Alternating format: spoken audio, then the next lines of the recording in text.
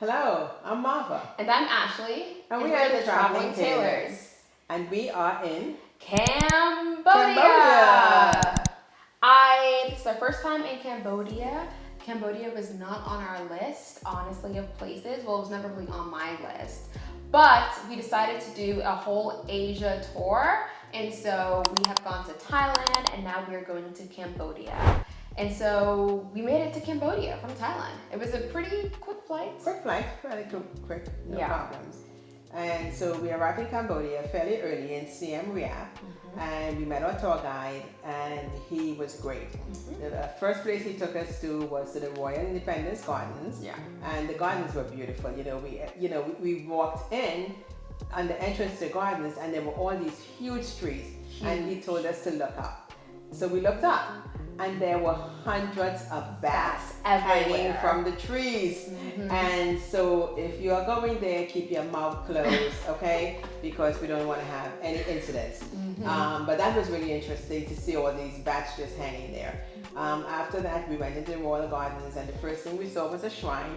As we mentioned previously, the Asian culture, the Buddhist people are very much into their shrines. Yeah. And so it was a beautiful shrine, and people were actually, making sacrifices and offerings and praying. And it's also nice to see because I've never really seen people at a shrine or at a temple actually participating in, the act of worshiping and whatnot. So it's really cool to see. Yeah. So that was really great. And then we walked over to the actual gardens, which was lovely. So pretty. Not as many flowers as you would think, but it was really lovely. You can actually see the king's palace in the back of it. That's not open to tourists, so we didn't get to go there.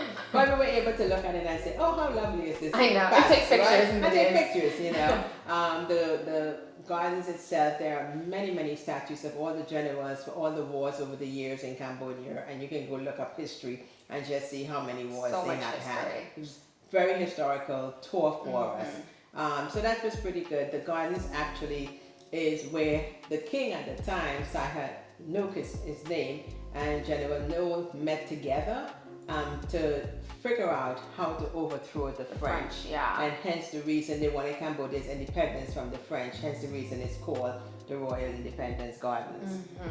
Yeah, so there's a lot of history there with the French Yes. and colonization. So if you're interested in that, definitely look it up. I actually remember learning about, and I feel like that's one of the reasons why I wasn't, Cambodia was not on my list, because when I lived in Italy and I studied in Italy, we had a French international law teacher, and she was telling us about the Cambodia genocide and everything that had to do with Cambodia.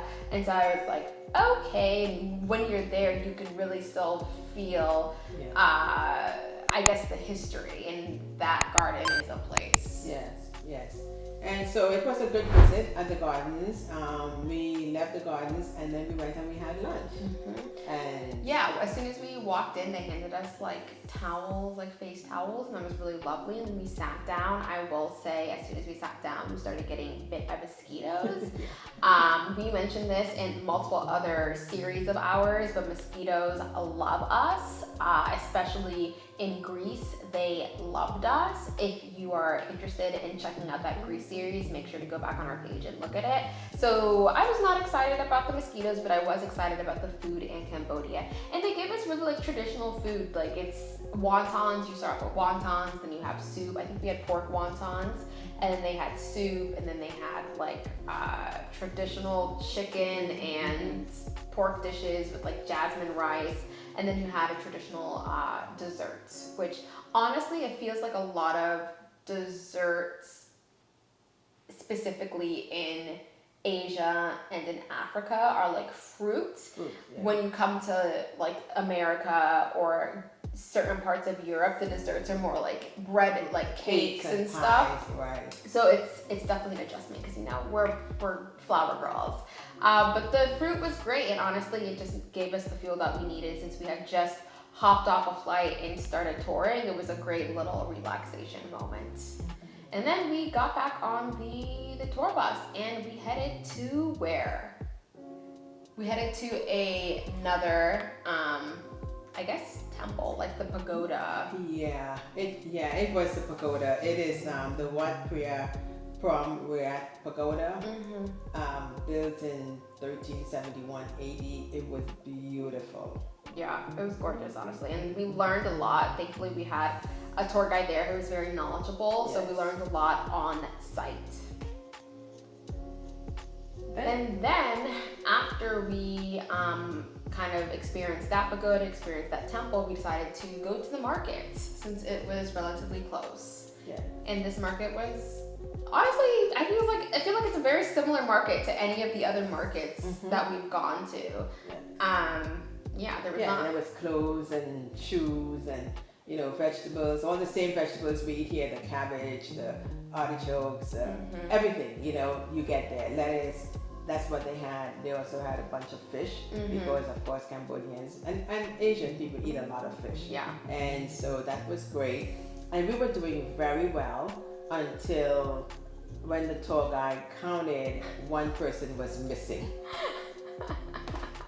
We love people who don't follow instructions. I don't understand. And want to explore but have no sense of direction.